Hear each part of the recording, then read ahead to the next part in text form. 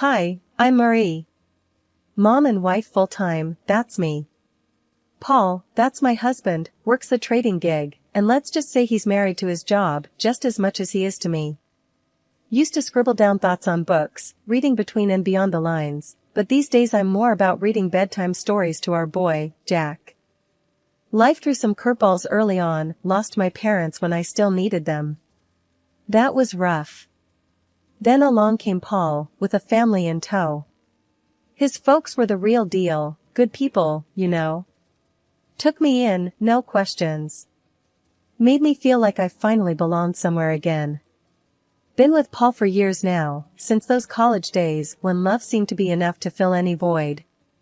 We settled into a rhythm, he at work and me taking care of everything else.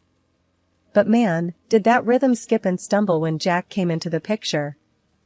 Paul changed, or maybe this was always him, just waiting for a reason to surface. He'd come home on a Friday night with a few too many drinks in him, loose-lipped and surly. "You gotta start shedding that weight, Marie," he'd snipe after slipping off his tie. "You barely fit in those jeans anymore." I'd be lying if I said it didn't hurt, but I told myself to brush it off, toughen up, maybe he'd cool down by morning. But mornings just brought hangovers and silence until the next round.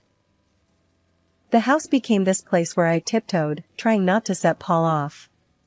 Jack, little trooper, he could feel it too, sticking close, watching his old man with wide, careful eyes. One particularly rough Friday, Paul came home and made a beeline for the fridge, crack open a cold one. I was on the floor with Jack, blocks scattered around. "Another day in paradise, huh?" Paul sneered, leaning against the counter. I forced a smile. Just the usual, you know, chasing after this little tornado. I ruffled Jack's hair, but my heart wasn't in it. Paul tossed his head back, downing half the bottle. "Maybe put some of that energy into a workout routine, eh?" I bit my tongue, counting to 10 in my head. "I'll look into it," was all I managed, shuffling Jack into his pile of toys, anything to escape the cutting edge in Paul's tone. But the weight wasn't just on my hips, it was on my chest, heavy, making it hard to breathe. I didn't know who I was in Paul's eyes anymore. I had finally shaken off those last stubborn pounds. It felt good, kind of. But Paul, well, he had a talent for finding flaws. My sweats and baggy tees were the new target. "Jesus, Marie, you dress like you're living at the gym. When was the last time you dressed up? Remember how you used to look?" There he was, leaning on the doorframe with that look that said everything his words didn't. I glanced down at my stretched-out mom life tee and yoga pants. "This is just practical, Paul. You want me all dolled up to do laundry and wrangle our son?" One corner of his mouth curled up like he had just made a successful trade. "I dunno, how about looking good for your husband? That used to matter." I sighed, rolling my eyes. "Well, unless my husband starts taking meetings at the playground or the grocery store, I think I'll stick with practical." He shook his head, chuckling without humor. "You used to care, Marie." His voice trailed off as he wandered back toward the living room, his disapproval hanging in the air like a bad smell. Then there was Jack, our boy, trying to navigate the shaky terrain between us. I was teaching him please and thank you, thinking manners mattered. Paul caught a bit of our lesson one afternoon and scoffed. "Look at you, teaching him to be Mr. Manners. You want him to get trampled on?" "Manners are important, Paul. It's about respect," I said, trying to keep my voice even. "Respect is earned, not politeness the least," he shot back. "He needs to toughen up, not be some yes, please pushover." Then the whole freeloader thing started. One night, Paul came home, tie askew, looking like he had won and lost the same fight. "Nice day?" he asked, sarcasm heavy as he glanced around what I'd come to see as our minefield of a home. I put down Jack's toy and braced for what was coming. Just the same, dealing with tantrums and spills. "How was work?" Paul's laugh was short and sharp. "Work? Oh, it was just dandy, supporting a parasite." My cheeks burned. "Excuse me?" My voice was a little too loud. Jack's eyes flitted from me to Paul, sensing the shift. A parasite, Marie. I work, you play house, he said, each word pointed and heavy. That's the thanks I get? I am raising our child, Paul. Your child. That's work. That's vital, I said, my voice rising now, too. Jack started fussing then, picking up on the tension. I swept him up into my arms, trying to shield him from the fallout. Paul had a knack for knowing when he'd pushed too far, and his next words were more measured.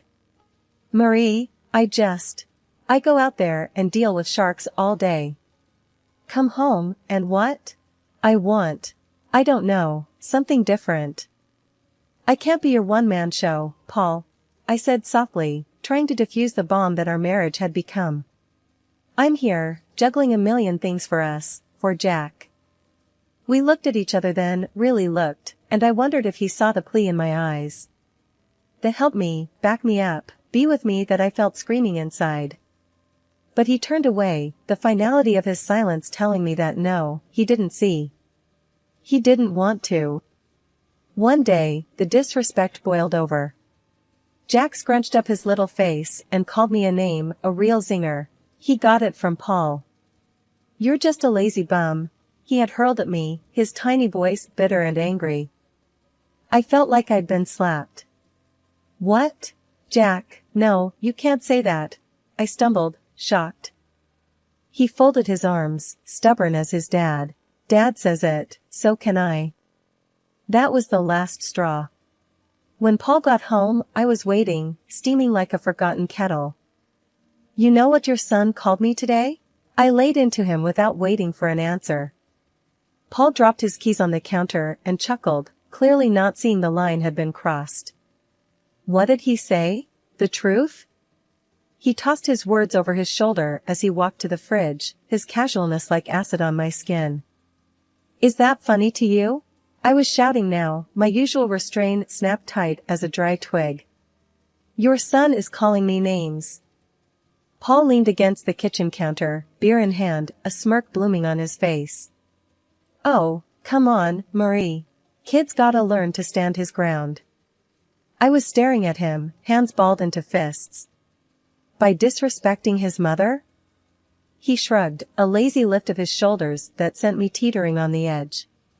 You're too soft on him. Look, he's getting some spine. Spine? My voice shot up another octave. He's learning to be just like you. Paul grinned and ruffled Jack's hair. Ain't that right, champ? I turned to Jack, who was looking at us with eyes that were too old for his face. Jack, listen to me. What you said to me this morning was wrong.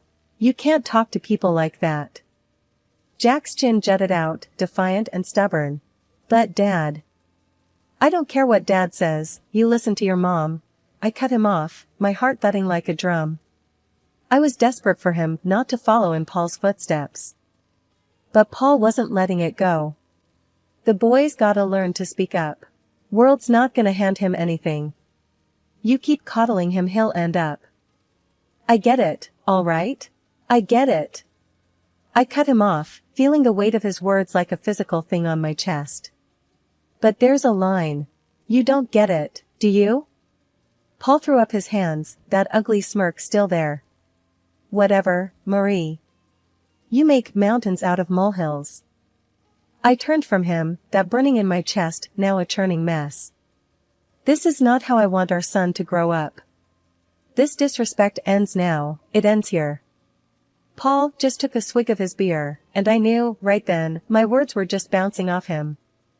I looked at Jack, really looked at him. You apologize to me, now, I said, the power in my voice surprising even me. Jack's eyes darted between me and Paul, but he knew that tone. Sorry, Mom. The word was small, almost lost in the kitchen, but it was there, and it was a start. I moved closer to Jack, knelt down so I was eye level with him. Thank you. We treat each other with respect in this house, you got it? Paul snorted behind me, but I ignored him. Jack nodded, a hint of my boy peeking through that new sullen shadow he wore. It was a crack in the wall Paul was building around him, a crack, but also a starting point. I stood up, squared my shoulders. We're going to fix this, Jack. No more name-calling, no more disrespect. We're better than that. I took Jack's hand, and we left the room, leaving Paul and his smugness behind us. I stood there on the sidewalk, my phone shaking in my hand.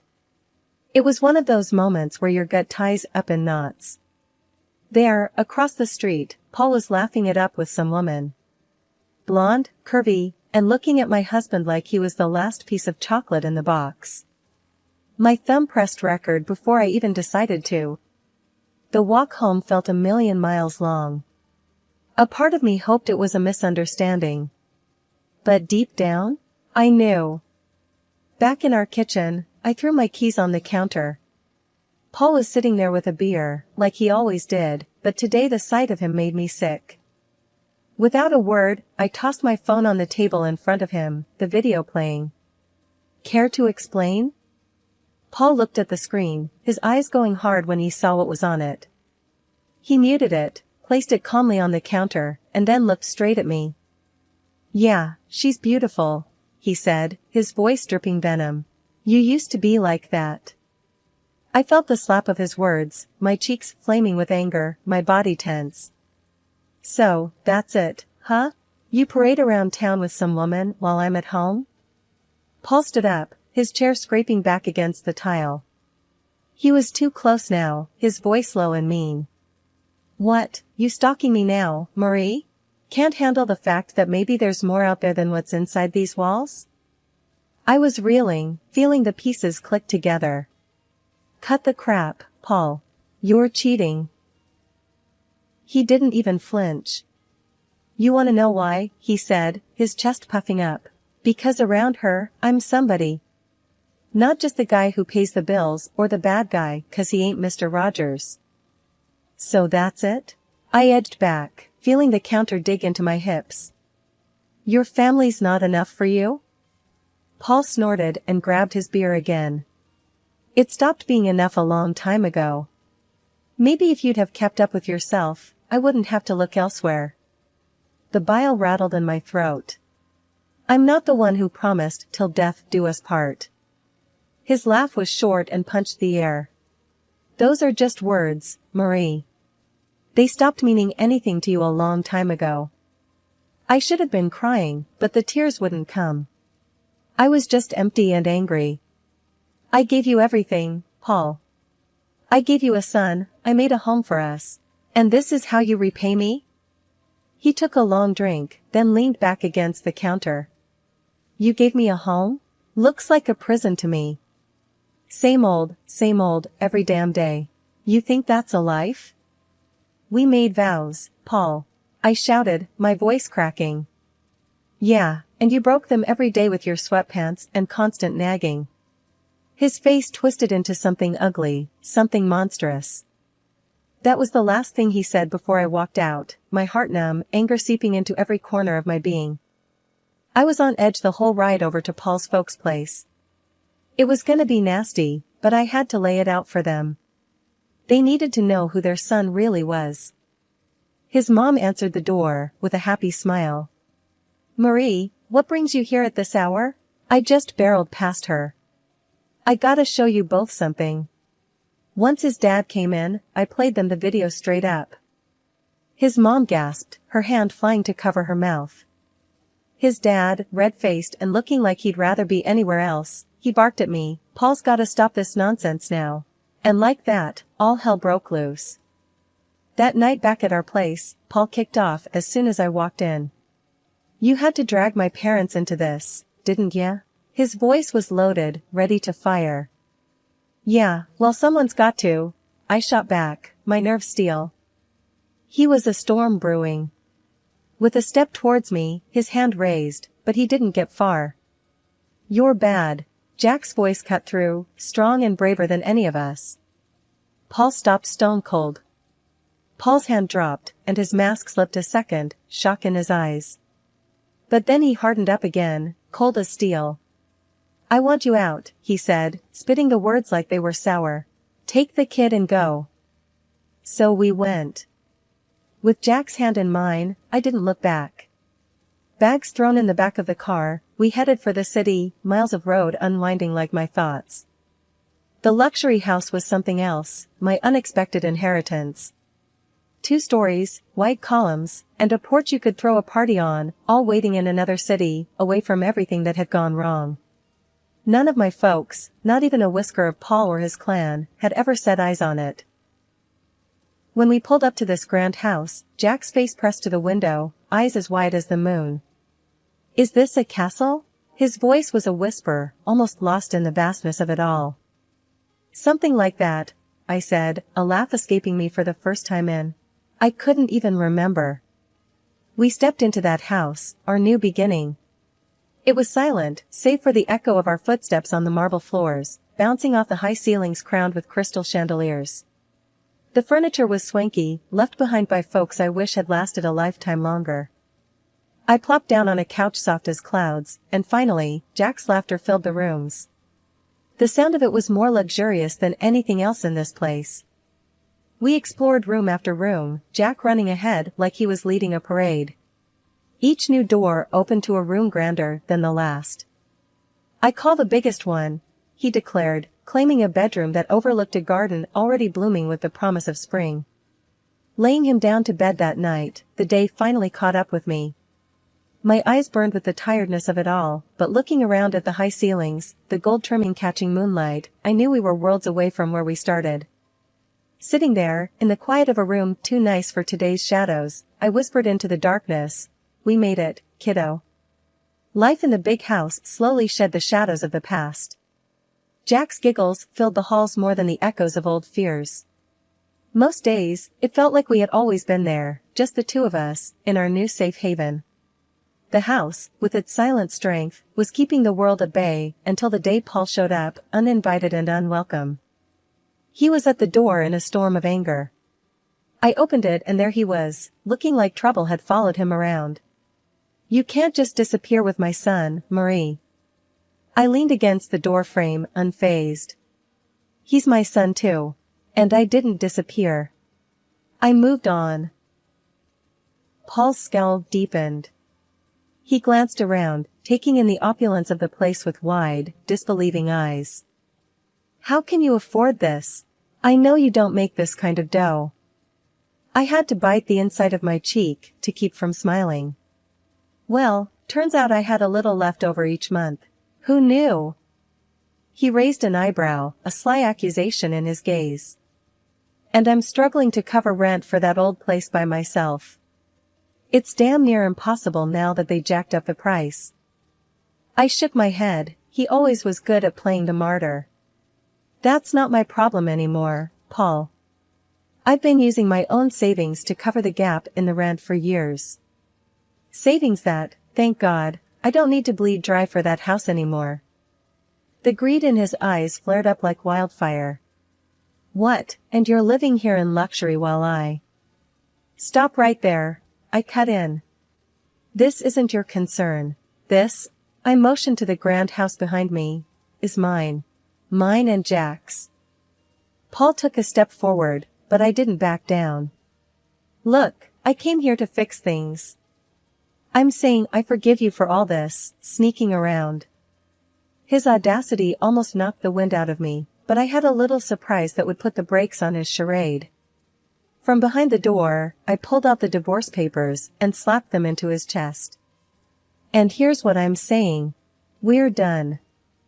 He looked as if I'd slapped him with a physical hand, his face twisting through confusion, rage, and then settling on calculating desperation.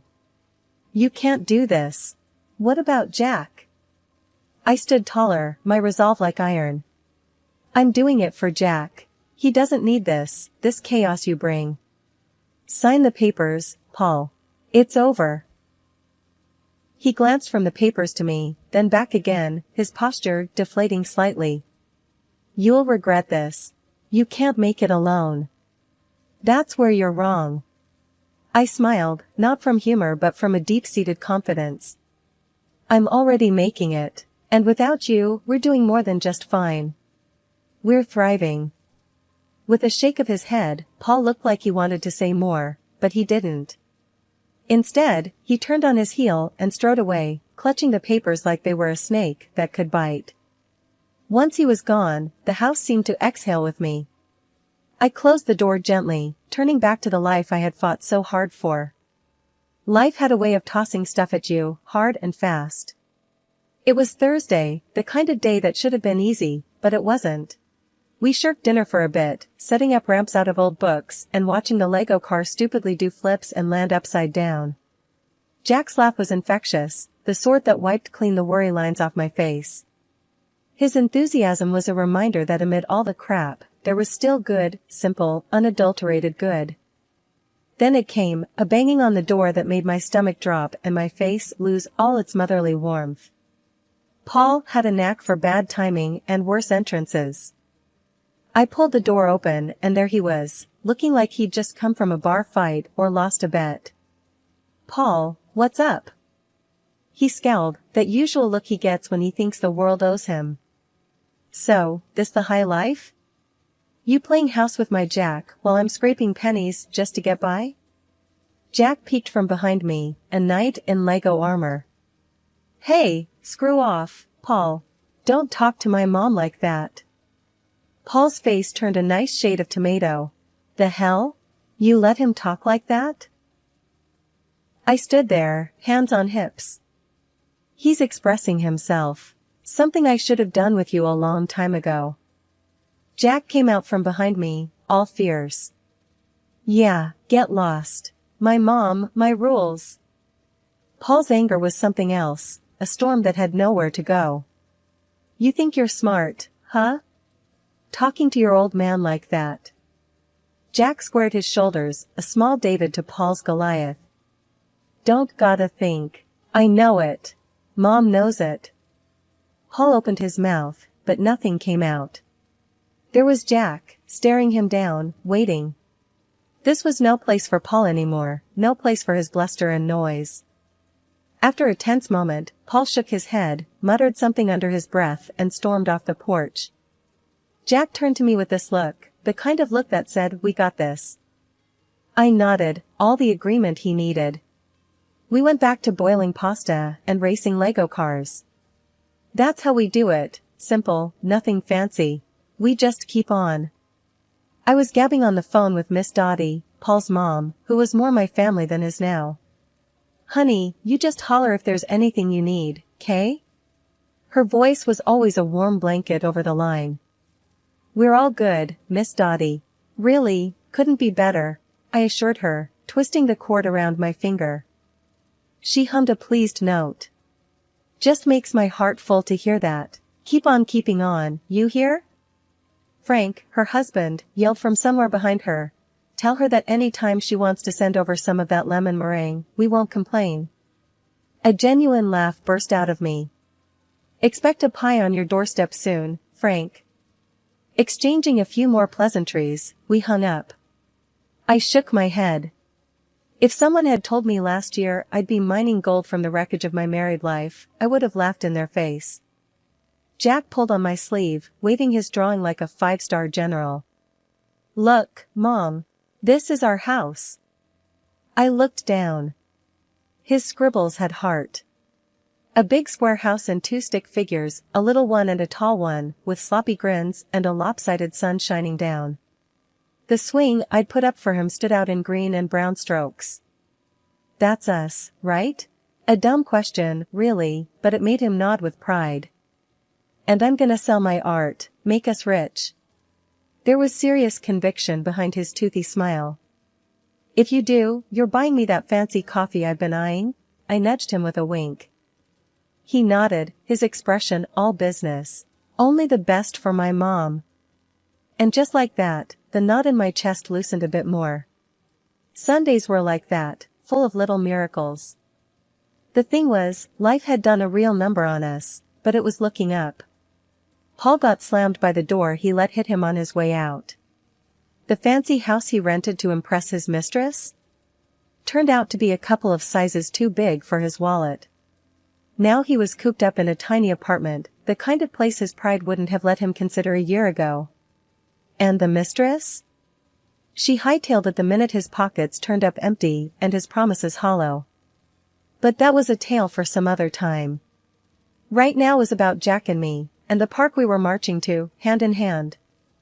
We stepped out, and the door clicked shut, a soft full stop to one chapter before immediately kicking off the next. Jack tugged me towards the park, his excitement bubbling over. I didn't glance back at our home, no need. Ahead was everything that mattered, me and my boy, parts of a world that kept on spinning, even when you felt like you'd fallen off.